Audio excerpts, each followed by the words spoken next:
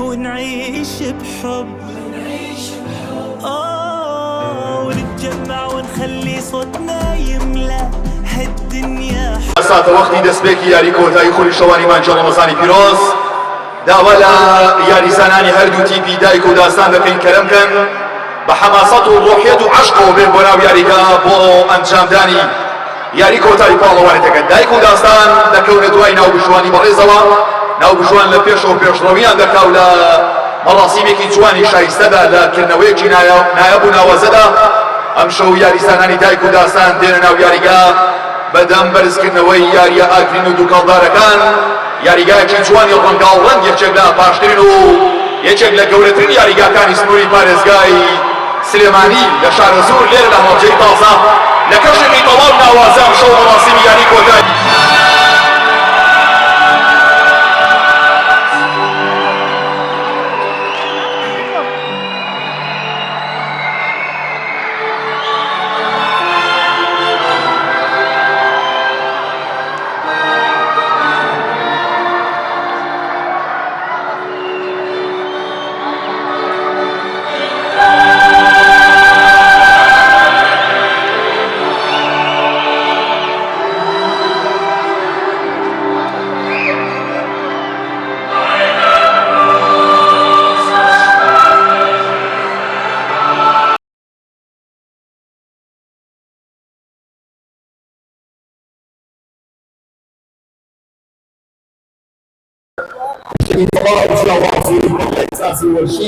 من الريوة كبلي لقال يعني لقال تازة قريدة الريوة والله تجي طواو تايبت طواو نمونيي ساعة وقتي توخي قرمي لنوان هردو تيبي داستان ودايك توخي قرم وأولوري خوشويستي وغيظ ووفاء لنوان قراني دايك وقراني داستان كام شو دايك دێوێ ببێتە پاڵەوانی دەڤەرەکە و لەسەر حسابی داستان ببێتە باوچێکی بەکاریەم دەڤەرە لە بەرامبەردا داستان هاتووە بۆ نووسین. بەڕێزان و خۆشەویستانم سەرنجدان ڕادەکێشم بۆ فیکەی دەستپێکی یاری کۆتایی خولی شەوانی مانجە ڕەمەزانی پیرۆز لە نێوان دایک و داستان یانەی تیپی دایک بەڵابەرایەتی دڵشاد کاسیاس لە بەرامبەردا داستان بەڵابەرایەتی و ڕاهێنەرەتی یادگار ڕەزا. ئەم شەو لە هەڵەبجەی تازە و لە یاریگای دڵشاد لێرەن بۆ ئەوەی کە بمنە پاڵەوانی پاڵەوانێتەکە و ببنا پاڵەوانی خولی شەوانی مانجە ڕەمەزانی پیرۆز. ئای دڵشاد کاسیاس شەوێکی پڕ لە ئیحساس شەوێکی پڕ لە حەماس لە نێو یاریگاکەی تۆ خوڵقاوە. دەسا یا ڕەب چی ڕوو دەدا لەم خولەکانە بەتواوە، دەسا یا ڕەب چێ دەبێتە پاڵەوان و چێ دەبێتە براوە. یەکەم تۆپ و یەکەم جوڵە و یەکەم هەنگاو بەڵام بۆ دەرەوەی یاریگاکە و ماڵی کۆڵ پێکاتەی فەرمی دایک بەڵاهێنەرەتی و ڕابەرایەتی کاپتن دڵشاد کاسیاس پێکاتۆ لە هەر یەکلا گۆڵپارێز کاپتن دڵشاد کاسیاس بەرگریکارەکان هەر یەکلا وریا وەهاب محەممەد ئەحمەد لە ناوەڕاستی یاریگا محەممەد ئیبراهیم حەمەی مەلا هاوڕێ لەگەڵ یاریزان ئاری ڕەفیق لە هێڵی ناوەڕاستی یاریگا یاریزان سالار حاجی لە پێشەوە یاریگاش یاریزانی گۆڵکار یاریزان ئادەم سەباح. ئەمە ناوی تەواوی یاریزانەکانی دایکە کە بە بەرگی شینەوە ئەم شەو لە مەڕاسیمی یاری کۆتاییدا بەرامبەر بە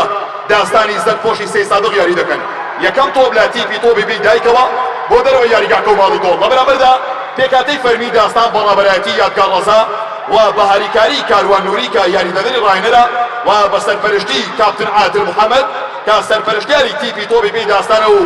دکتۆر هاوکار محەممەد پزیشکی تیمەکەیە. پێکاتەی ئەوان هەر یەک لە ئاودێر محەممەد لە گۆڵەوە بەرگریکارەکان کاپتن سیروان ئەحمەد ڕێباز فاروق لە ناوەڕاستی یاریگا چۆمان عەزیز سەلمان عوسمان لە ئیرتیکاز یاریزان زانیار ڕەزا و لە پێشەوە یاریگا یاریزان ئاکار سەردار. ئەمە ناوی تەواوی یاریزانەکانی داستانە لێرە لە یاریگای دڵشاد کاسیاس لە نێو دەڤەری شارە زوور لە قەزای هەڵەبجەی تازە لە کەشێکی تەواو ناوازە. ئەم شەو ئەو دوو پێکاتەیە پێکاتون لەسەرەوەی کە ببنا پاڵەوان و ناسناوەکە بەدەستبێن و ئەم شەو لێرە جاڵی سەرکەوتندن. زانین ئەم شەو لێرە شێ زیاتر دەنگی دلێرە نەڕێی کێ هاوشێوەی شێرە لە وەسەتی یاریگاوە چۆمان گۆڵینی تۆپ هەوڵی پاڕاستەی یاریزان سەلمان عوسمان هاتۆ ژێر دەسەڵاتی یاریزانەکانی تیپی دایک تیپەکەی مامەدڵا بۆ پێش یاریگا پاڕاستەی یاریزان ئاری تۆپێک بەرەو تۆڕی گۆڵ بەڵام بۆ دەرەوەی یاریگاکە و دەبێتە لێدانی گۆشەی یەکەمی گێمی یەکەمی یاریەکە بۆ یاریزانەکانی دایک بە ناوی دڵشاد کاسیاسی سەرپەرشتیاری پاڵەوانێتەکە و خاوەن یاریگاوە بە خێراتنی تەواوی ئەو میوانە بەڕێزانە دەکەین کە ئەم شەو لێرە ئامادەییان هەیە گەورەتان کردین بەخێر بێن بۆ شەوی شاهانەی یاری کۆتایی خولی شەوانی مانجە ڕەمەزان. فاوڵ کاپتن تەیمور محەممەد دەڵێ فاوڵ بۆ یاریزانەکانی تیپی تۆبی بێ دایک ئەو تیپەی کە لەم پاڵەوانێتێدا هەشت دیاری ئەنجامدا. تیپەکەی مامەدڵا لەم پاڵەوانێتیە بە هەشت دیاری گەیشتە یاری کۆتایی و هەر هەشت دیاریەکەیان بردەوە. ئەو تیپەی کە توانێت لەم پاڵەوانێتیە 36 گۆڵ تۆمار کرد و تەنها 11 گۆڵیان لەسەر تۆمار کرا. دایک لە یاری پێش کۆتاییدا بەرامبەر بایزاوا بە ئەنجامی 4 گۆڵ بەرامبەر 3 گۆڵ پورە براوە. لە بەرامبەردا داستان بە هەمان ژمارەی یاری و سەرکەوتن واتە بە هەشت دیاری و هەشت برنەوە توانیان بگەن یاری کۆتایی پاڵەوانێتیەکە و لە یاری پێش کۆتاییدا بەرامبەر چێنەرلیۆ بە ئەنجامی 8 گۆڵ بەرامبەر 2 گۆڵ توانیان بلیتێکی یاری کۆتایی خولی شەوانی مانجە ڕەمەزان بەدەست بێن. فاوڵ لە بەرژەوەندی دایک لێدانی فاوڵی ڕاستەوخۆ ئاری ڕەفیق ئاری کەڵانەوەی تۆپ باڕاستەی یاریزان محەممەد ئەحمەد تۆپ لای یاریزانەکانی تیمی داستانە لە داستانەوە لە وەسەطی گۆڕەپانەوە لە یاریزان سەلمانەوە سەلمان و سیروان لە ڕاست یاریگا تۆپێک هەوڵێک بەڵام بۆ دەرەوەی گۆڕەپانەکە و هەڵدانی لا لە بەرژەوەندی یاریزانەکانی داستان و دایک ئەو دوو تیمەی کە یەکەمین جارە لە مێژوودا بەرامبەر یەکتر یاری دەکەن یەکەمین جارە لە یاری کۆتاییدا یاری دەکەن. تۆپ لای یاریزانەکانی دایک بۆ پێش باڕستەی ئادەم دەڵێ ئەم شەو ئامادەم ئەو بێگۆڵێ ئادەم تۆپێک لە دەستە هەوڵێک باڕستەی تۆڕی گۆڵ بەڵام بۆ دەرەوەی گۆڵەپانەکە و دەبێت هەڵدانی.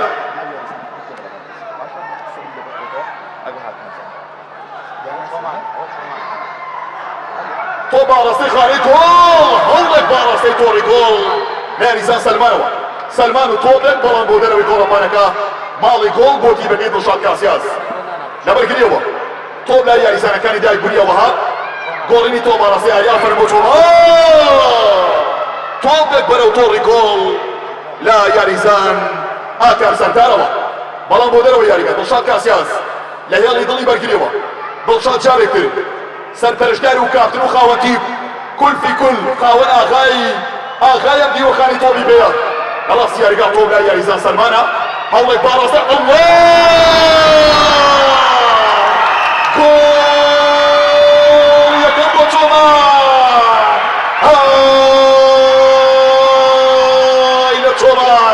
گۆڵی یەکەم لە چۆمان عەزیزەوە گۆڵی یەکەم بۆ تیپی تۆپی بێ داستان لە تۆڕی گۆڵی دایکەوە گۆڵی یەکەم یاریزان چۆمان عەزیز بە پاس و ئەسیستی یاریزان کاپتن ئاکار سەردار گۆڵی یەکەم لە چۆمان عەزیزەوە گۆڵی یەکەم ناونیشانی یاریەکە هەر لە خولەکی پێنجی سەرەتا گۆڵا گۆڵی یەکەم لە یاریزان چۆمانەوە ناوەڕاستی یاریگا پاسێک بۆ پێشا فەرمۆ دایک هەوڵێک بۆ تۆماری گۆڵ و قەرەبووکردنەوە بەڵام بۆ دەرەوەی گۆڵەپانەکە و ماڵی گۆڵ لە بەرژەوەندی یاریزانەکانی داستان ئەو تیپەی کە توانی لە دەستپێکی گەمی یەکەم یاریەکە گۆڵ یەکەم تۆمان بۆ پێش یاریگا هەوڵێک ناوژوان دەڵێ فاوڵی ڕاستەوخۆ لە بەرژەوەندی یاریزانەکانی داستان بە هیوای سەلامەتی ئینشاءڵڵا بۆ یاریزانی ژمارە 18 لە تیپی تۆپی بێ داستان یاریزان ئاکار سەردار ڕاستی یاریگا تۆپێک یاریزان سیروان ئەحمەد سیروان تۆپێک لە ڕاستی یاریگاکەوە هەڵبەتە ئەوەی کە خوێنمانەوە ناوی پێکاتەی سەرەکی و سەرەتایی هەردوو تیپەکەی لە بەرامبەردا لە تیپی داستان هەردوو یاریزان تۆپ بەرەو تۆڕی ئافرم بۆ دڵشاد کاسیاس ئاسا تۆپی تیپی تۆپی پێی داستان وەردەگرێ و تۆپەکە کۆنتڕۆڵەکە هەوڵێک لە دایکەوە بۆ دەرەوەی یاریگا وەڵتانیدا پێکاتەی یەدەگی داستانی موان هەر یەک لە کۆسار سۆران ژمارە 77 و زیاد قادر یاریزانی ژمارە 8 لە بەرامبەردا پێکاتەی یەدەگی دایک هەر یەک لە یاریزانان ئیبراهیم و شکار کازم لەگەڵ محەممەد محمود ئەمە ناوی سەرجەمە و یاریزان و ئەو شۆڕە سوار و ئەو سوار چاکانەیەکە ئەم شەو لە یاری کۆتایی دەنەوێت ئەسپی خۆیان تەوتن لە چۆمانەوە خاوەن گۆڵ چۆمان بەرەو سەلمان تۆڵێک بەڵام بچڕایەوە گەڕایەوە ئادەم وادەی گۆڵ یەکسانیە قوڕانی دایک هەوڵێک بەڵام بۆ دەرەوەی گۆڵەپانەکە و ئەو لە بەرژەوەندی دایک گۆڵی گەڕانەوەی دایک یاریەکە تایبەت و تامدارەکە یاریەکە جەوهەردارەکە یاریەکە ترسناک و سامدارەکە بەڵام گۆڵی دووەمی تیپی تۆپی پێی داستان دایک دەخاتە قەرەخیەوە لە ڕاستی یاریگاکەوە هەوڵێک لە سەلمانەوە سەلمان تۆپێک بەرەو چەمە یاریگا تۆپ ئافرم بۆ گۆڵپارێزی جەنگاوەر و پاڵەوان دڵشاد کاسیاس لەبەرگرێەوە کوڕانی تیمی دایک هەوڵێک بۆ پێش یاریگا واسان دەگەڕێتەوە لای تیپی تۆپی پێی داستان دەرەوەی یاریگا و ماڵی گۆڵ داستان یەک لە تیپە پلەدوەکانی قەزای سەی سادق ئەوتی پێیکە لە ساڵی 2019 دامەزراوە تا ئێستا 3 جار توانیوێتی بگا بە یاری کۆتایی هەوڵێک بۆ تۆڕی گۆڵ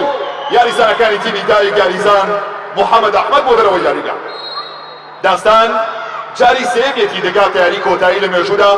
جارێک توانیوێتی ناسناوێک بەدەست بێنێ لە ساڵی 2022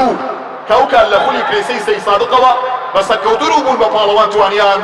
بگەنە ریزی تیپە پلەدوەکانی سەی سادق. تۆپێک لە دایکەوە بەرەو تۆڕی گۆڵ لە بەرامبەردا دایک بە سەرپەرشتی دڵشاد کاسیاس یەکێک لە باشترین و بەناوبانگترین تیپەکانی سنووری شارەزور و قەزای هەڵەبجەی تازەیە. ئەو تیپەی کە تا ئێستا 12 جار توانیوێتی بگاتە یاری کۆتایی و تێیدا 7 جار پاڵەوان بووە. دایک لە پێناو شەڕی گەیشتن بە هەژدەمین ناسنا و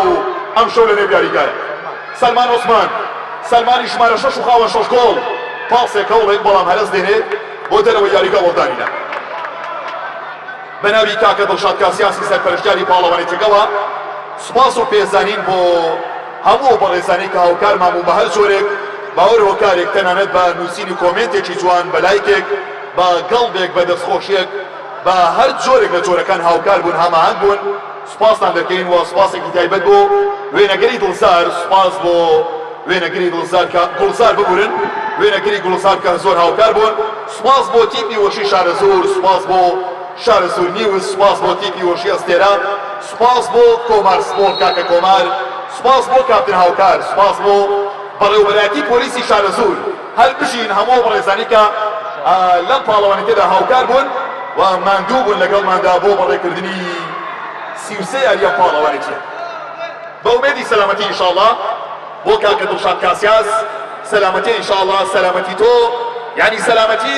جوانیەکانی وەرزش لەم شارە لەم قەزایە یعنی سەلامەتی ئەو چێژ و ئەو جوانی و جۆش و خرۆشەی کە لە یاریگاکەتدا هەیە لە یاریگای دڵشاد کاسیاسدا هەیە. ئەڵبەتە ئەو کار و چالاکی و ئەو پاڵەوانیتیانەی کە لە ماوەی ڕابردوودا دڵشاد کاسیاس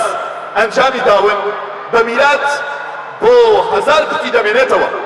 یەکێک لە کوڕە گەنجە دڵسۆز و خەمخۆرەکانی ئەم قەزایە ئەم ناوچێ ئەم حەوزی شارەزورە ئەم کوردستانە ئەو کاکە دڵشاد کاسیاسەیەکە بە ڕۆح عاشقی تۆبی پێیە بە ڕۆح بە دڵ بە ژیان بە خوێن بە هەناسەکانی خۆی بە خوێن و بە خانە عاشقی تۆبی پێ و یاری و یاریگایە. یاریگای دڵشاد کاسیاسی یەکێک لە باشترین یاریگاکانی قەزاکە و یەکێک لە جوانترین یاریگاکانی هەڵەبجەی تازە کە ساڵانە و بەردەوام پاڵەوانێتی گەورە لە یەکتیایدا بەڕێوە بچێت. ئەمشەو شەوی یاری کۆتایی خولی شەوانی مانجی ڕەمەزانی پیرۆز لە نێوان دایک و داستان نمونەیی دەبێ مێژووی دەبێ لەناو ڕاستی یاریگاوە. تۆپێک لە دایکەوە ژمارە 6 یاریزان سالار حاجی سالار کەڕانەوەی تۆپ بەلەو وریا وەها بوو دەرەوەی یاریگا وەڵدانیدا. ئاوت باوەڕەکانی وریا بە وریاییەوە تۆ بەرەو باڵی چەبی یارگای هەرشێک هەڕەشەیەک پاڵان بۆ دەرەوە ناو گوشوان بەڵێ ئەڵدانی لا ئەڵبەتە هەموو لایەکتان بەبێ جیاوازی بەخێر بێن بەڵام یەک جیاوازی دەکەین لە نێوان ئێوە و کوڕێکی گەنجی شیرینی ئەم دەڤەرە کاکە ئەکرەمی شیش کە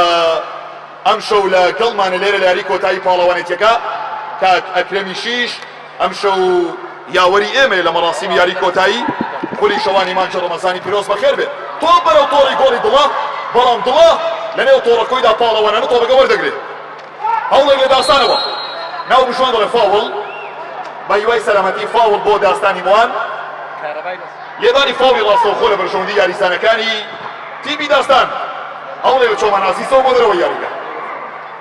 داستان و دایک یەکەمین یاری فەرمی مێژووی نێوانیان ئەنجامەدەن تا ئێستا داستان بە گۆڵی لەپێشە. تۆ بەرەو تۆڕی گۆڵ هاتەوە ژێر دەسەڵاتی یاریزانەکانی دایک لەبەرگریەوە. هەوڵێک بۆ داستان دیسان و دایک و داستان دی و دی تۆپێکی خێرا سالار حاجی هاتەوە ژێر دەسەڵاتی داستان و ماڵی گۆڵ بۆ تیمەکەی یادگار ڕەزا. یادگار ڕەزا وەکو ڕاهێنەر و ڕابەری داستان لە ساڵی 2019 ئەم تیپیان دامەزراندووە لە 2022 پاڵەوان بوون لە سەراسی پلەسیەکانی سەی سادق و ئێستا یەک لە تیپە بلەدووەکانی سەی سادقە. تۆ بەرەو تۆڕی گۆڵی دڵ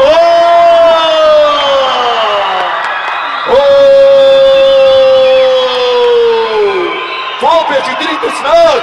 بەرەو تۆڕی دڵشاد کاسیاس بەڵام دڵشاد لە نێو تۆڕەکەیدا لە گۆڕەکەیدا بەبێ ترس و شڵەژان بەبێ دڵڕۆکێ توانی تۆپەکە بێنێتەوە ئافرم بۆ دڵشاد کاسیاس ئەو پیاوەی کە ئیکەر کاسیاس بە مامۆستای ڕۆحی خۆی دەزانێت دڵشاد کاسیاس دەتوانم بڵێم باشترین و سەرسەختترین هاندەری ئیکەر کاسیاسی گۆڵپارێزی مێژووی هەڵبژاردنەی ئیسپانیا و یانەی ڕیال مەدرید بابەن یەکێک لەو شانازیانەی کە بەر کاکە دڵشاد دەبڕێ یەکێک لەو سەروەریانە یەکێک لەو شانازیانە کە بەر دڵشاد دەبڕێوەیەکە لەم ساڵانەی کۆتاییدا ئیکەر کاسیاسی گۆڵپارێزی مێژووی ڕیال مەدرید درێسێکی خۆی بە واژۆی خۆیەوە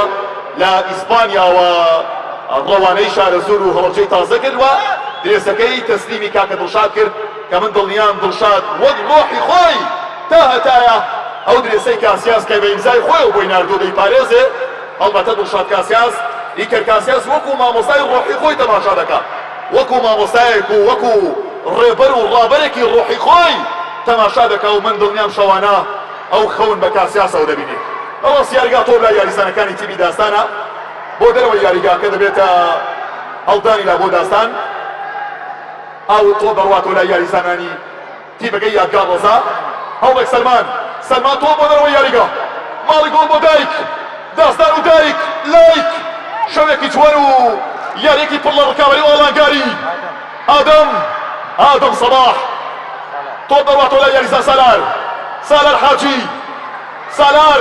لەگەڵ محەممەد ئیبراهیم تۆ بۆ دەرەوە یاریگا هەڵدانیدا ئاوت بۆ هەڵەکانی محەممەد ئەحمەد هەڵدانیلا بۆ دایکەکەی دڵشاد کاسیاس تۆ بەڕواتۆ لای یاریزانەکانی داستان هەڵبەتە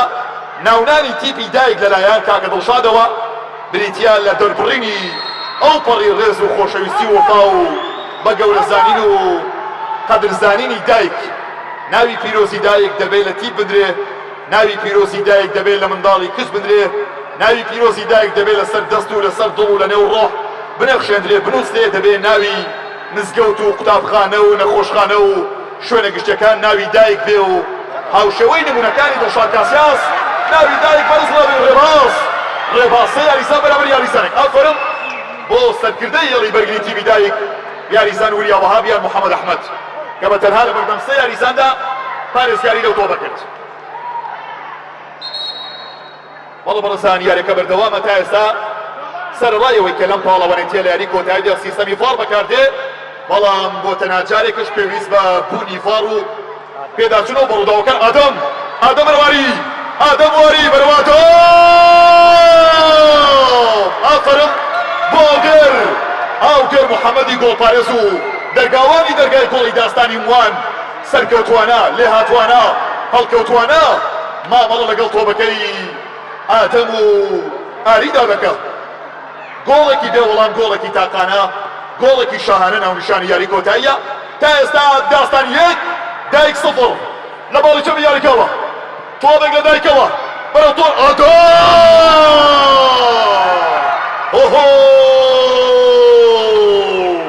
تۆبێک بەرەو تۆڕی گۆڵ بەڵام جارێکی تر ئاوگەر محەممەد دەبێتە ڕێگر لە بەردەم ڕێبەرەکەی ڕێگای گۆڵ لە بەردەم ڕێبوارەکەی ڕێگای گۆڵ بەڵێ فاوڵ ناو بژوان ماشاءڵڵا چاوی وەکو چاوی باز ڤار لە چاوەکانی کاکە تەیمور محەممەددایە تەیمور ئەم شوو تا ئێستا زۆر سەرکەوتوانە لێ هاتوانە یاریەکە بەڵێو دەبافرم هەمەی مەلا بەرەو کاگادەم لە ماوەڕاست یارگەواری فاوڵ لەسەر یاریزانەکەی داستان لەسەر یاریزان سیروان ئەحمەدی کاپتن تۆب لای یاریزانەکانی دایکە هەمەی مەلا یاڵە حەمە لەم باڵەوە لەم خاڵەوە لە حەمەی جەنەڕاڵەوە حەمە دەڵوا حەمە تۆپێک بەڵام بۆ دەرەوە یاریگا ماڵی گۆڵ بەرگری کارەکەی داستان پاڵەوانانە ڕێگری دەکات یاریزانی ژمارە 14 چۆمان عەزیز کە تا ئێستا خاوەن گۆڵی وەرچەرخانە تا ئێستا خاوەن گۆڵی داستانە تا ئێستا بۆ گۆڵی چۆمان داستان پاڵەوانە تۆپێک بەرەو چۆمان هاتۆ لای دایگا فرم ئیحساسێکی بەرە سالار فاوڵ بەڵێ فاوڵێکی ڕوون لەسەر یاریزان چۆمان عەزیز لە سالارەوە سالار حاجی بەرەو چۆمی یاریگا تۆپ لای یاریزانەکانی دایک سلمان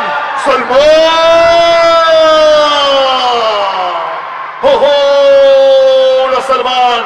بەڵام بەرگری کارەکانی دایک نانەوێنەوە زیاتر تیبەکەیان داهاتوو تیبەکەیان بخەنە ژێر پرسیارەوە چۆمان پاسێک بۆ دەرەوە یاریگە وەڵدانیدا یاریێکی گەرم لە نێوان دوو تیپی گەرموگوڕ و خاوەن ڕۆحیەت. ئافرم دایک، ئافرم داستان. حەمەی مەلا یاڵڵا لە وەسەطی یاریگاوە تۆپێک لە حەمەی مەلاوە خێرا دڵی بەگە یان ئاریە لە وەسەطی یاریە. حەمەی مەلا تۆپ بۆ دەرەوەی یاریگا بەڵدانی لە حەمەی مەلا و دەرەوەی یاریگا ئاوت بۆ یاریزانەکانی تیپی تۆپی پێی داستانی موان نوێنەرەکەی تەواوی قەزای سەی سابق دڵشاد کاسیاسی پاڵەوان دەرگاوانەکەی تۆڕی گۆڵی تیپی دایک دەبێتە ڕێگر لە ناوەڕاستی یاریگاوە. ئاری ڕەفیق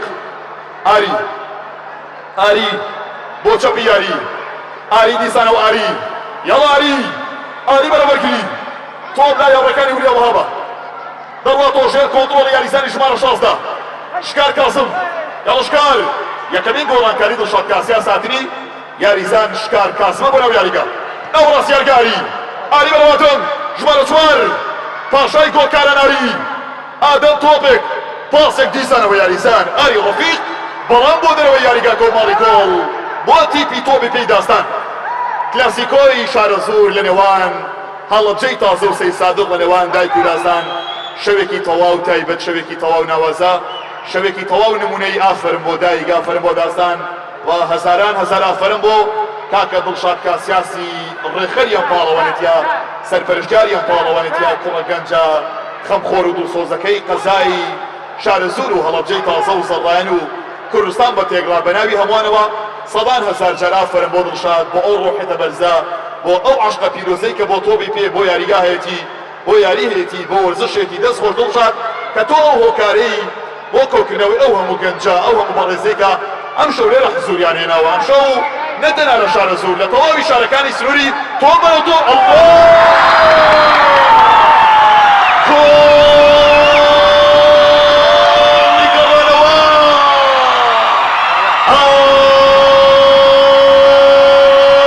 و قەدرگران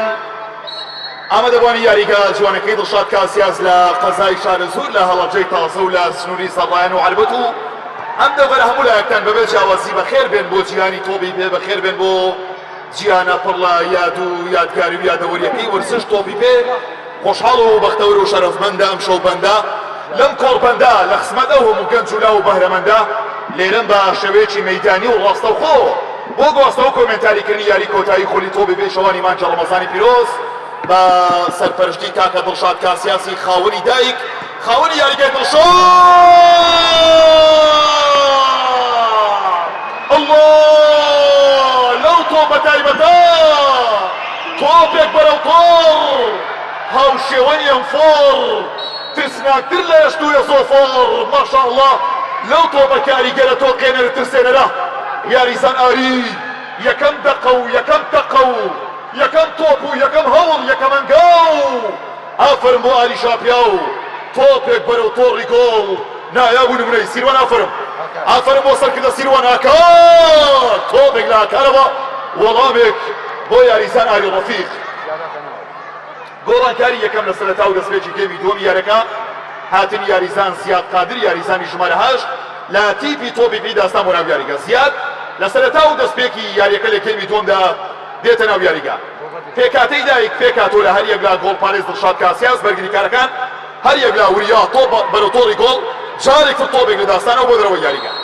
پێکاتەی دایک پێکاتۆ لە هەر یەک لە دڵشاد کاسیاس دەگۆڵەوە بەرگریکارەکان هەر یەک لە وریا وەهاب محەممەد ئەحمەد لە ناوەڕاستی یاریگا هەر یەک لە یاریزانان محەممەد ئیبراهیم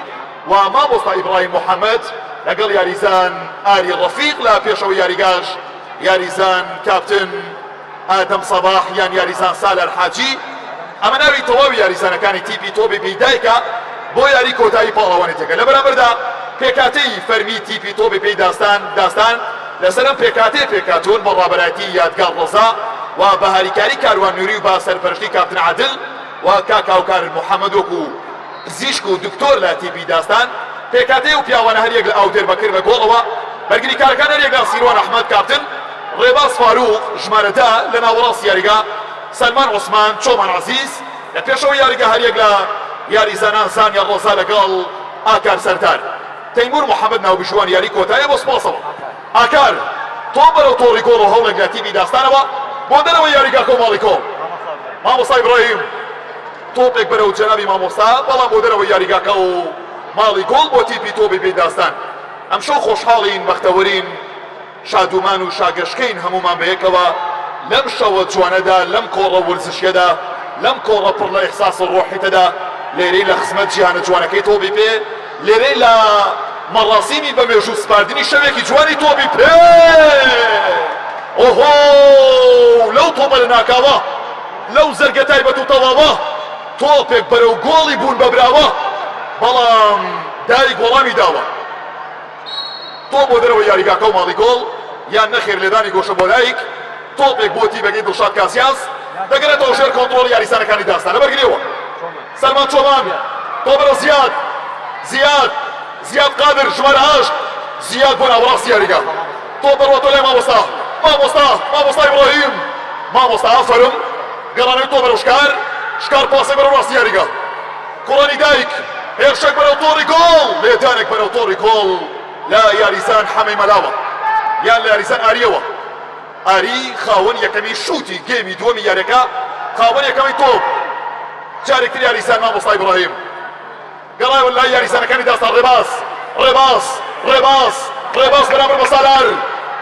دوو سوپا سالار بەرامبەر یەکتر دوو سەرکردە و دوو جەنگاوەر بەرامبەر یەکتر هاتەوە لای ژمارە 8 یاریسان زیاد پاسێک پێیەک مامۆستا ئیبراهیم محەممەد تۆ بلای مامۆستا ئیبراهیم یەکێک لە کەساتیە وەرزشیە جوان و تیارەکانی سنووری قەزای شارە زور و بێگومان هەڵەبجەی تازیە ڕێباز پاسێک بەرەو زیاد تۆپێکی نێوانی زیاد هاتەوە لای شکار لەبەرگریەوە فەقازێک ئیتلاقێک زیاد بەرەو چۆمان فاوڵ تەیمور محەممەدی ناوبشوان یاریەکە لە فاوڵ بۆ یاریسانەکانی داستان بەرامبەر بە دایک دێربی شارە زور لە نێوان سەی سادق خەڵەبجەی تازە لێرە لە یاریگای دڵشاد کاسیاس لە ژێر چەتری یاریگاکەی دڵشاد ئەم شەو چێ دەبێتە دڵشادی کۆتایی ئەم شەو چێ دەبێتە دڵخۆشی کۆتایی ئەوەی لە کۆتاییدا پێدەکەنێ زۆر پێدەکەنێ ئەوەی لە ئاخیردا پێدەکەنێ تا تەمەنێکی درێژتر پێدەکەنێ تۆپێک یاریسان سەلمان فاوڵ و کارتی سەر بەرەو ڕووی یاریسان چۆمان یان نەخێر تکایە لەسەر خۆ بن جەنابی ناوبشوان لەسەر خۆبە ناوبشوان کارتی زەرد بەرەو کاک سالار لەسەر خۆ برا هاتیبە لەسەر خۆبە ئەدڵێکی گەورە بە ڕۆحێتێکی جوانی پاک و شیرینی وەکو خۆت هەرچی جەنابی ناوبشوان دەڵێ قبوڵی کەن چۆن دڵنیابن ناوبشوانم شەو غەدر لە کەس ناکە پاسێک بەرەو ڕاستی یاریگا مامۆستا ئیبراهیم یاریزانە لە تیبی دایکەوە دەگەرێتەوە ژێر کۆنتڕۆڵی شکار کاسم تۆ بەرەو تۆڕی گۆڵی ئاودێر بەکر ناوبشوان بەرە فاوڵ تەیمور محەممەد ئاماژە بە لەدانی فاوڵ دەکا لە بەرژۆندی یاریزانەکانی تیپی تۆپی پێی داستان و بە هیوای سەلامەتی ئینشاءڵڵا بەڵە بەڕێزان یاریەکە بەردەوامە گێمی دووەمی یاری کۆتایی گێمی ڕاهێنەران گێمی هەردوو ڕاهێنەر دڵشاد کاسیاس و یادگار ڕەزا بەردەوامە گۆڕانکاری سەلمان دێتە ناو یاریگا لە شوێنی یاریزان ئاکار سەردار یاریزان سەلمان عوسمان بۆ ناو یاریگا تەمە سەلمان بە تۆمارکردنی 6 گۆڵ تا ئێستا گۆڵکاری یەکەمی داستانە تۆ بەرەو داستان تۆ بەرەو سەلمان بۆ دەرەوە یاریگاکەەوە هەڵدانیدە ئافەرم بۆ ڕۆحیەتە ئافەرم بۆ ئاری ڕەفیق تۆپێک لە سەلمانەوە لاوڕەکانی چۆمانەوە پاسێک بەرەو ڕێباز بەڵام دوورە و بۆ دەرەوە یاریگاکە و دەبێتە ماڵی گۆڵ هەوڵێک لەدایکەوە یەک لە چێژەکانی یاری تۆبی پێی یاریگای بچووکراوە بریتێ لە زۆری گۆڵ بریتێ لە زۆری هێرش بریتێ لە ینی حەماسەت و گەرموگوڕی تۆ لە هەر 30 سانیە جارێک بەلایانی کەمەوە هێرشێکی ترسناک دەبینی کەوا لە یاریگای گەورە و لە یاریگای 11 یاریزانی نییە یەکێک لە فەسڵەکانی یاریگا بچووکەکان بەسەر بینەرەوە بەسەر هاندەرەوە ئەوەیە کە لە تۆپی پێی بچووکراوە گۆڵی زۆر متعەی زۆر حەماسەتی زۆر و هێرشی زۆر یانی جوڵەی جوان و نمایشی بەردەوام دەبینی بەڕاستی تۆ بەرەو تۆڕی گۆڵ یاریگاکە نیو هێندە بچووکترە بەڵام دوو هێندە و ده هێندە پڕچێشترە یاری نێوان هەردوو چۆم داستان بەرامبەر دایک لە شەوی یاری کۆتایی خولی شەوانی مانجی ڕەمەزانی پیرۆز لە بەرەبەری گەیشتن بە جەژنی پیرۆزی قوربان بەردەوام بە سەلمان تۆ بەرەو تۆڕی گۆڵ هەوڵێک لەدایکەوە یاریزان سالار بوور نەک سەلمان تۆ بەرەو سەلمان الله لە سەلمان تۆپێکی تایبەت سەلمان تۆپێکی ناسەلامەت تۆپێک باڕەسەی تۆڕی گۆڵی دڵشاد بەڵام بۆ دەرەوە یاریگە وەڵتانیدا پاسێک بەرەو سەلمان گەڕێکی تری گەڕان بە دوای گۆڵ بەردەوامە، گەڕی گەڕان بە دوای گۆڵم شەو بەردەوامە. بزانین کام یەک لەم تیپانە بۆ جاری دووەم دەتوانن گۆڵ تۆمارکەن. چۆمان هاتەوە لای یاریزانەکانی دایک، هەردوو تیم بەردەوامن لە ئاراستەکردنی تۆپی یەک لە دوای یەک بەرەو تۆڕی گۆڵ. تۆپ الله الله الله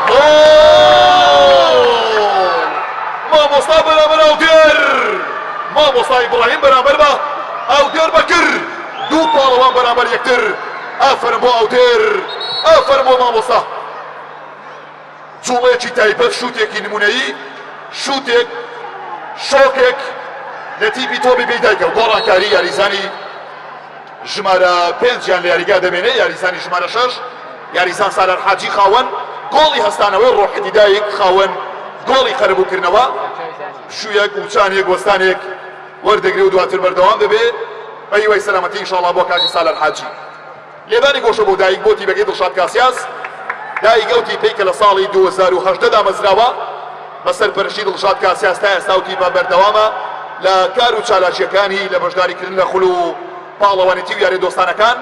هەڵبەتە دایک لەژێر سەرپەرچی دڵشاد لە مێژوودا 12 نیهایی ئەنجام داوە، 7 جار بووە بە پاڵەوان ئەمشەو و بۆ جاری سێزدەمین دڵشاد کاسیاس لە پاڵەوانیتەکەی خۆی لە نێو یاریگاکەی خۆی لە نێو ماڵەکەی خۆی کە بێگومان ئەمە ماڵی دووەمی دڵشادە. ئەم یاریگایە بێگومان ماڵی دووەمی دڵشاد و تەواوی خەڵکی هەڵەبجەی تازە و زەڕایەن و تەواوی شارە زوریشە. ئۆڤەرێک باڕاستەی خانەی گۆبەڵام توورە بەرزە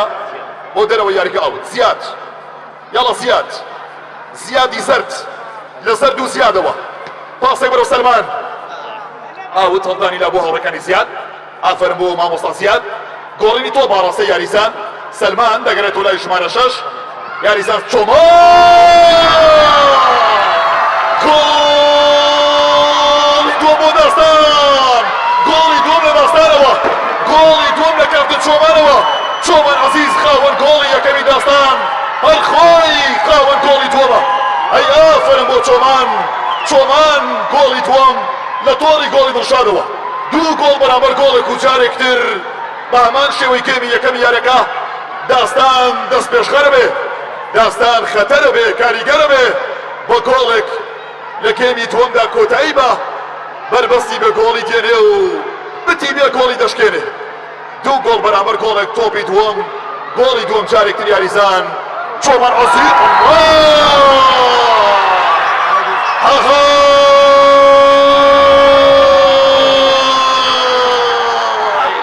لە گۆڵم لە گۆڵ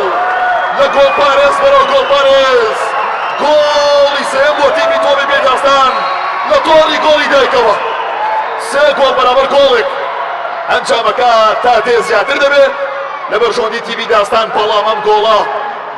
مانای کۆڵدانی تیمی دایک نییە. ئەم گۆڵە قیامەتی یاریەکە نییە. ئەم گۆڵە گۆڵی ختم و خیتام و واژۆی پاڵەوانبوو نییە. تۆپی پێ ئەمانی نییە. کوردەواری دەڵێ ئاو ئاگر ئەمانیان نییە، بەڵام ئاو ئاگر و تۆپی پێ ئەمانیان نییە. ئاو ئاگر و تۆپ ئەمانیان نییە.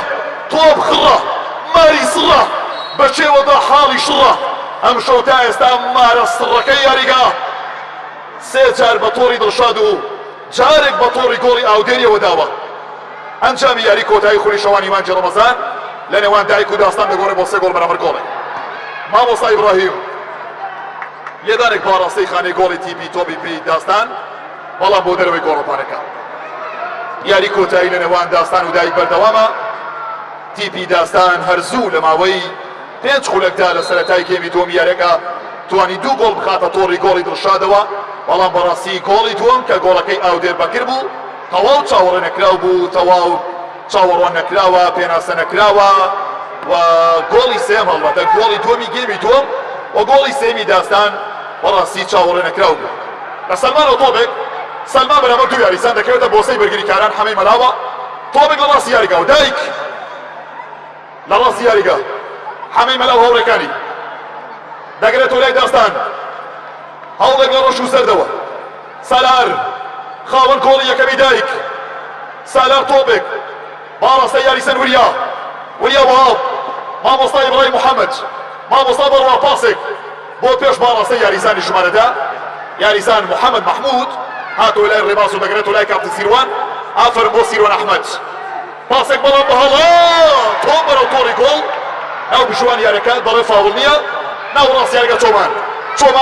چۆمان بەرەو زیاد گەڕاو ئافرن بۆ وریا ئافرن بۆ دڵشاد لێک تێگەیشتێکی زۆر ورد زۆر ژیرانە ئەو جۆرە لێک تێگەیشتنە هەڵبەتە ڕاهێنانی لەسەر کراوە هەڵبەتە جاری یەکەم نییە هەڵبەتە بەڕاستی جوڵەیەکی جوان و سەرنجڕاکێش بوو پاسەکەی وریا بەرەو دڵشاد کاسیاس تۆم لای یاریزانی ژمارە 20 مامۆستا ئیبراهیمە بەرەو حەمەی مەلا حەمە و فاوڵ تەیمور محەممەدی حاکمی یاریگا خاوەن بڕیار و پاشای ساحەکە بەڵێ فاوڵ ئاری ڕەفیق ئاری لە ناوەڕاستی یاری بەرەو باڵی ڕا سالار پاسێک سالار پێیەک جێیەک ڕێیەک هەلێک بۆ دەرەوە یاریگا واوت هەڵدانی لا بۆ دیبیشین بەڕاستەوە لە واستەوە تۆپ ئۆهۆ لەو تۆپە لە ناکاوە بەڵێ دایک تۆمەوە یاریزان محەممەد محمود بەرامبەر ئەو دێربەکرد جارێکتر لە هەوڵی تۆماری گۆڵدایە زیاد و فاوڵ بڵێ فاوڵ لەسەر یاریزان وریە وەهاب یاریزانی هێڵی دڵی بەرگری تیمی تۆ بێ دایک بەڵێ بەڕێزان و خۆشەویستانم یاری نێوان دایک بەرامبەر بە داستان بەردەوامە ئەنجام تا ئێستا سێ گۆڵ بەرامبەر گۆڵێک زیاد ناوەڕاست یاریگا پاسێک بەرەو ڕێباز گۆڵینی تۆ بۆ دەرەوەی یاریگاکە وەڵدانی لا بۆ هاوڕێکانی ئەودێر محەممەد گۆڵپارێزی تیپی تۆ بێ داستان کەم شەو وەک پاڵەوان و پۆڵا لە بەردەم یاریزانەکانی تیپی دایک وەستاوە و وەڵامی کۆمەڵێک تۆپی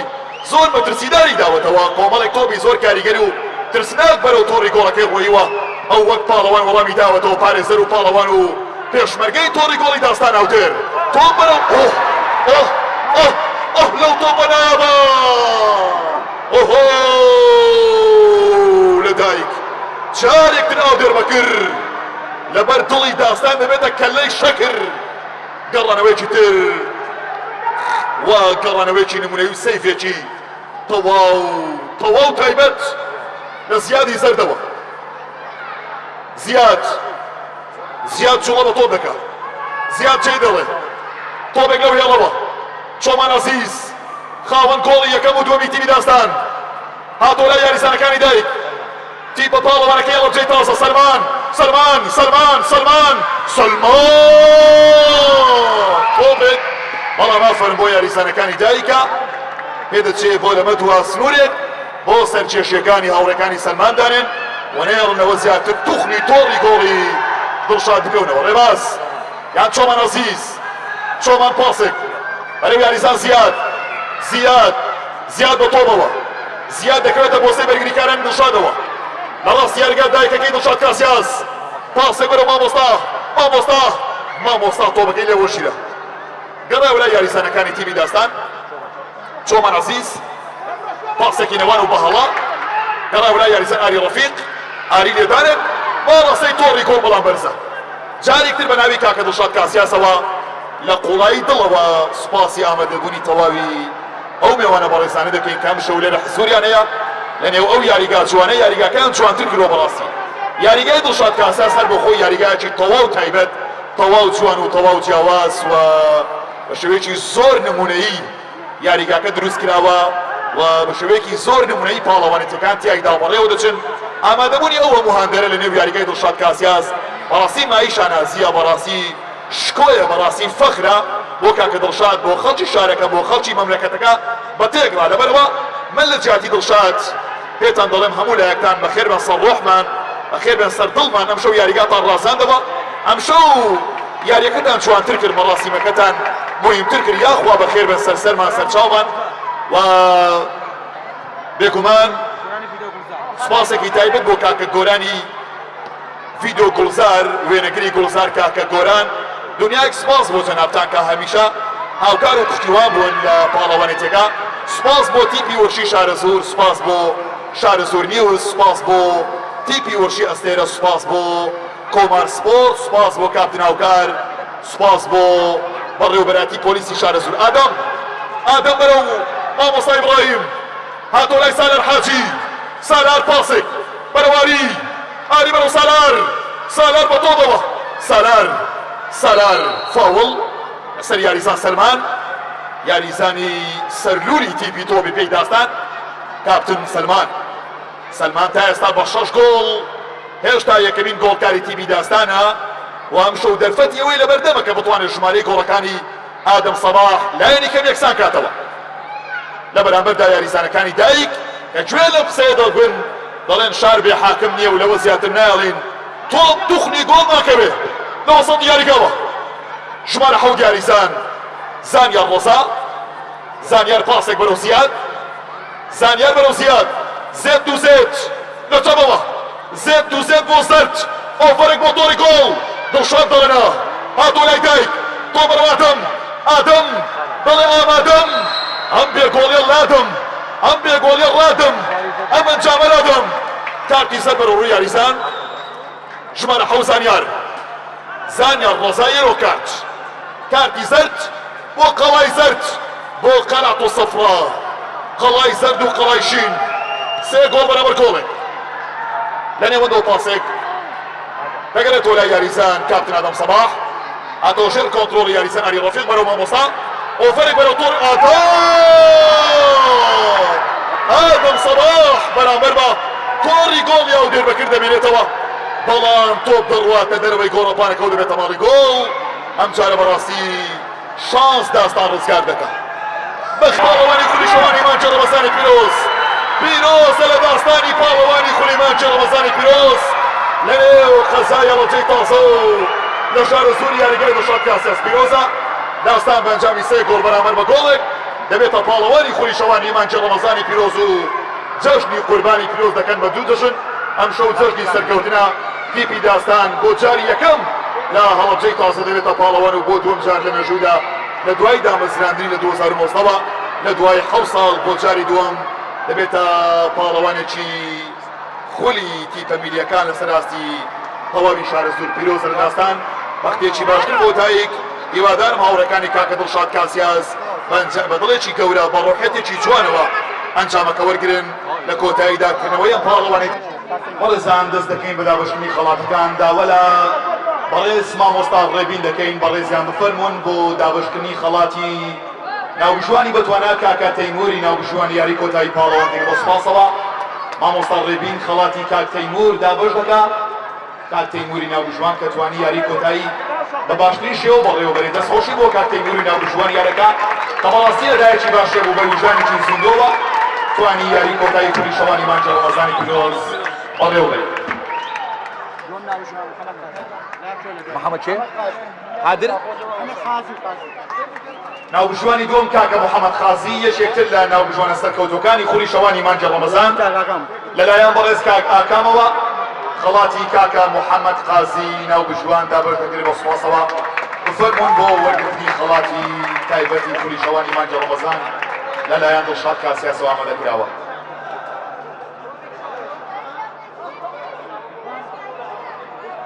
دوایەوە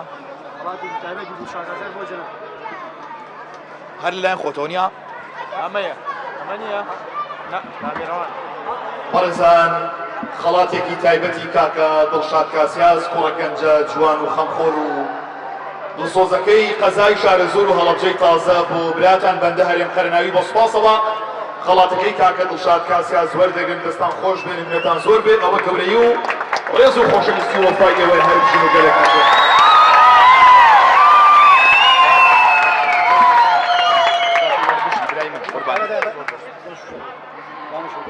باشە خەڵاتی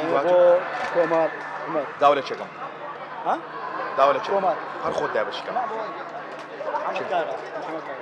داوا لە بەڕێز کاک محەممەد کارا دەکەین بەڕێزیان بفەرمونون بۆ دابشکردنی خەڵاتی تایبەتی فۆتۆگرافەری بەتوانە و بەناوبان کاکە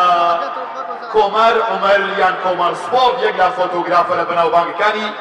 ئێستای قەزای شارە زۆر و کوردستان جەنابیان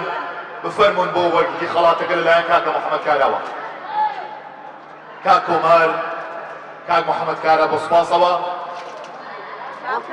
بفەرمونون بۆ پێدان و وەرگرتنی خەڵاتی ڕێزدەنانی دڵشاد کاسیاسی سەرپەرشتیاری خولی شەوانی مانچە ڕەمەزانی پیرۆز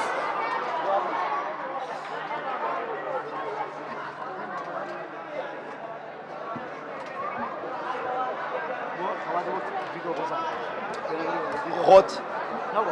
چێ داوا لە جەنابی مامۆستا عیرفان دەکەین بۆ سوپاسەوە مامۆستا عیرفان بۆ سوپاسەوە بەڕێستان بفەرمونون بۆ دابەشکردنی خەڵاتی ڕێزلێنان بۆ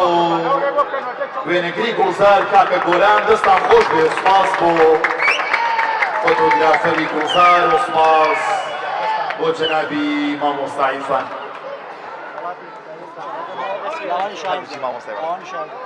لەلایەن چێوە خۆت من لاوانی چی داوا لە بەڕێز مامۆستا هێمن دەکەین بە نوێنەری کاکە دڵشاد کاسیاس کە خەڵاتێکی تایبەتی بۆ تیپی لاوانی شارە زۆر ئامادە کردووە مامۆستا هێمن بفەرمێ بۆ دابەشکردنی خەڵاتی تیپی لاوانی شارە زۆر لەلایەن دڵشاد کاسیاسەوە ئامادە کراوە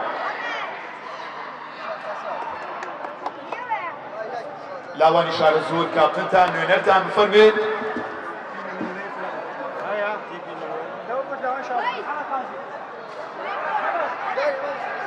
کاک محەممەد خازی ئەگەر بفەرمونون خەڵاتی لاوانی شارە زۆر وەرگرن بۆ سوپاسەوە کاکە محەممەد قازی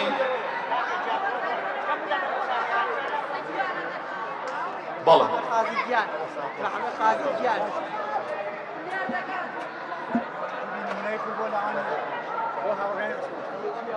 لەلایەن چێوە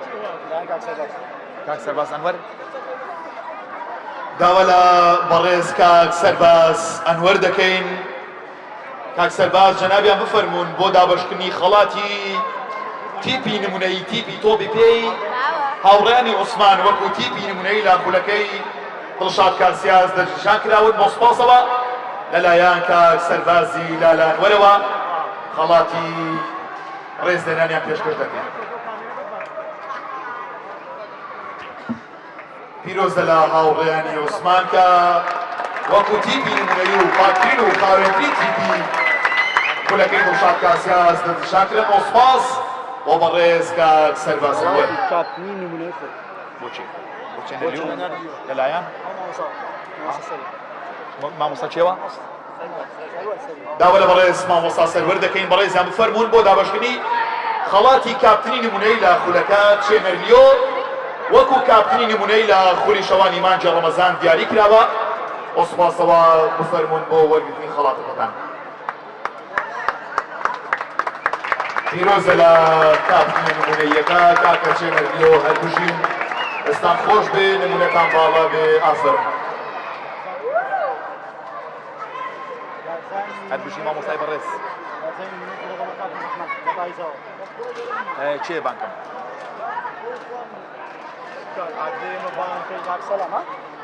داوا لە بەڕێز کاک سەلام دەکەین کاک سەلام فەرمونون بۆ پێدانی خەڵاتی یاریزانی نمونەی لە خولی شەوانی مانجی ڕەمەزان کاک سەڵاح ببورن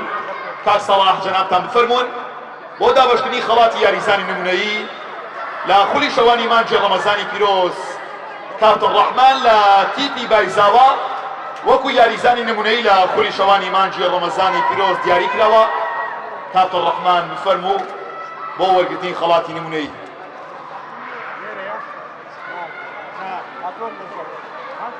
تۆ لە زیاتی زەنەکان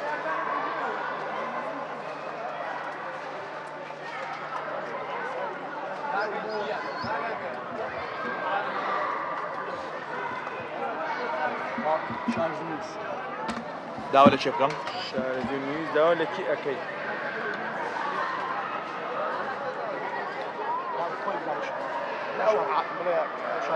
کاک داوا لە ماڵەکە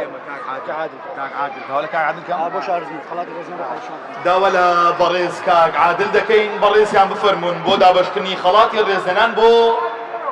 شارە زۆر نیوز بۆ سوپاسەوە کە هاوکار بوون لەگەڵماندا شارە زۆر نیوز بفەرمونون بۆ وەرگرتنی خەڵاتی وەفا و سوپاس و پێزانین و ڕێزلێنان دەستخۆش بۆ شارە زۆر نیوزی شاری دەبەرەکە ئاوێنەی دەبەرەکە ڕێنمای سەرکەوتن و هەڵکەوتنی زیاتر پێشکەوتنی زیاتر ئینشاءڵڵا بۆ شارە زۆر نیوز یەکێک لە جوانترین تۆڕەکانی تۆڕی کۆمەڵایەتی لە سەلاسی کوردستان و شارە زۆر قسمەتێکی جوان و بەرچاو دەکا هەربژین داوا لە چێکم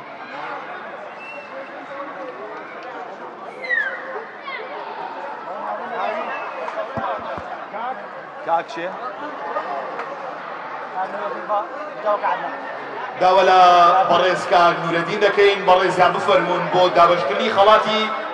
ڕێزێنان بۆ بەڕێز کاک عەدنان محەممەد کە جەنابیان هاوکار بوون لە خولەکەدا بۆ سپاسەوە دەستخۆشی بۆ کاک عەدنان محەممەد سپاس بۆ بەڕێز کاک نورەدین هەر بژین دەستان خۆش بوو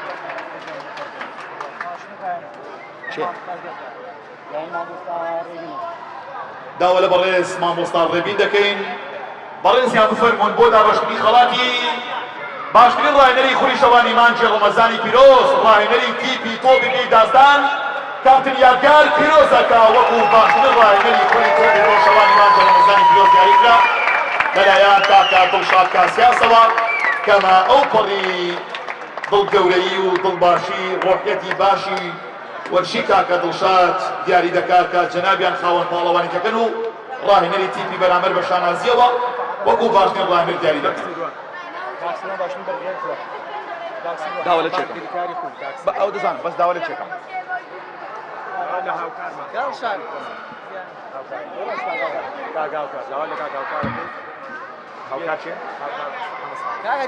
داوە لە بەڕێز کاک هاوکار حەمە ساڵح دەکەین کاک هاوکار بەڕێزتان بفەرمونون بۆ دابەشتنی خەڵاتی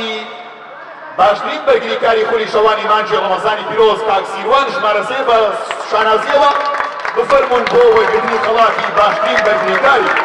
خولی شەوانی مانجی ڕەمەزانی پیرۆز لە یاریگای دڵشاد کاسیاس داوەچەی تازە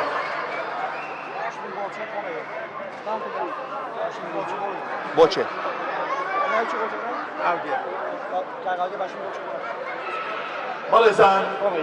بەڵێزان خەڵاتی باشترین گۆڵپارێزی پاڵەوانی تێکا ئەمە دڵشاد کاسیاس خۆی سەرپەرشتیاری پاڵەوانی تێکەیە خاوەن یاریگایە یەک لە باشترین گۆڵپارێزەکانە بەڵام کوڕێکە لە لوکەی ئەخلاق لە لوکەی ڕەوەش لە لوکەی ویژدان زیندەتی ئەو دەتوانێت خەڵاتەکان هەمووی بداتە خۆیان بەڵام ئاگادارم یەک بێکی خەڵاتەکان ئەوە بەسەر تیمی پاڵەوان دابەش دەکات و دەڵێت باشترین گۆڵپارێزی خولەکەش گۆڵپارێز کاتن ئاودێر بەکرێ لە تیمی داستان پیرۆز لە ئاودێری باشترین گۆڵپارێزی خولی شەوانی مانجی ڕەمەزانی پیرۆز لەلایەن دڵشاد کاسیاسەوە خەڵاتی باشترین گۆڵپارێز بە ئاودێر بەکر دەدرێت پیرۆزە ئافەرم پیرۆزە لە دڵشاد اینجا پیرۆزە لە کاپتن ئاودێر بەڕاستی ڕسمێکی جوان وێنەیەکی نمونەیی وا وێنەیەکی نوێژووی ئافەرم ئەو وێنەیە پڕ لە دڵباشی و لە دڵگەورەی لە ئەخلاق جوانی لە ڕۆحەتی بەرشی وەرشی ئافەرم بۆ دڵشاد ئافەرم بۆ ئاودێر ئادەم سەڵاح چێ داواکەم داوە لە بەڕێز کاک سەرباز ئەنوەر دەکەین بەڕێزیان بفەرمونون بۆ دابەشکردنی خەڵاتی باشترین گۆڵکاری ئەم پاڵەوانیتیا یاریزان ئادەم سەڵاح بە 8 گۆڵاتی پیتۆبی پێی دایک وەکو باشترین گۆڵکار دیاریکران کاک ئادەم پیرۆزە دەستان خۆش بێ هەربژین کە بە 8 گۆڵ توانی تا ببنە گۆڵکاری یەکەمی خولی شەوانی مانجی ڕەمەزانی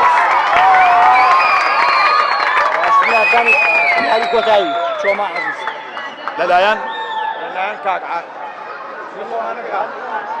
کاک عادل داوە لە بەڕێز کاک عادل دەکەین کاک عادل جەنابتان بفەرمونون بۆ دابەشکردنی خەڵاتی باشترین یاریزانی یاری کۆتایی و خاوەندوو گۆڵ یاریزان چۆمان عەزیز لە داستان پیرۆزە کە وەکو باشترین یاریزانی یاری کۆتایی دیاریکرا پیرۆزە لە چۆمان شایستەی برا توانین 2 گۆڵ تۆمار بکەین 2 گۆڵی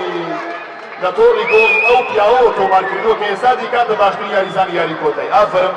ئیسان دێڵێ بۆ دڵشاد کاسیاس ئەو ئەخلاقە جوانەی ئەو ڕەفتارە بەرزەی ئەو ڕۆژنە نمونەیەی شایستەی شانازیە وەڕاستی ئەوە ئەو پەڵی دەستکەوتە ئەو پەڵی بنەوەیە گەورەترین ئیمتیاز ئەم شەو دڵشاد کاسیاس ڕاستی وەکو ینی ئەستێرەی شەوی یاری کۆتایی دەیناسێن لەبەرەوەی بەڕاستی بەڵێکی زۆر گەورە بە ڕەوشت و ئەخلاقێکی بەرزی ڕاضیەوە خەڵاتەکان بەسەڵ کابرەکەیدا دابەش دەکەن خەڵاتی تایبەت لە شەغازە بۆ فێنشش یەکێکتر لە شانازیەکانی ئەم شەو بەر دڵشاد دەبڕێ یەکێکتر لە جوانیەکانی ئەم شەو یەک لەو کوڕە گەنجە ڕۆحشیرانەی کە لای من و لای هەما زۆر شیرنە بەڕاستی نازانم خەڵکی ئێرەش دڵنیام زۆریان خۆش دەوێت بەڵام لەسەر ئاستی کوردستان ئەو کوڕە گەنجە دەم بە دوعایە کاکە ئەکرێنی شیش هەمیشە بەردەوام گوڵی یاریگاکانی تۆکرم زۆر بەخێر بێ تایبەت لەلایەن دڵشادەوە خەڵاتێک تایبەت بۆ ئەکرێنی شیش هەمووتان بەگەردی شەکرێ بۆ ئەکرێن پیرۆزە لە کاکە ئەکرێن ئامادەبوونی بەردەوام لایەکان پیرۆزار دەست خۆش بێ و تەمەنت پڕ بەرەکەت بێ ئەکرەم گیان.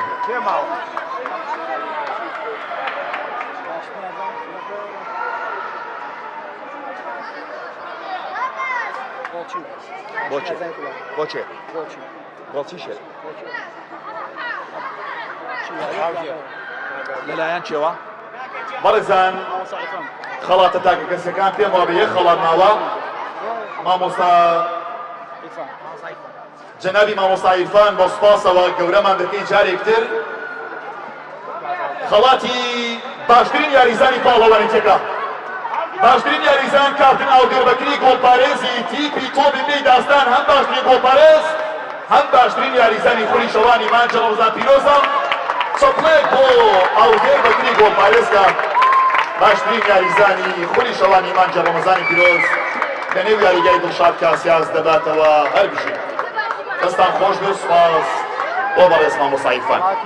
دوم کاک سەرباز بانکە بۆ خەڵاتی ئەم دەکەن چێ بانکە بۆ خەڵات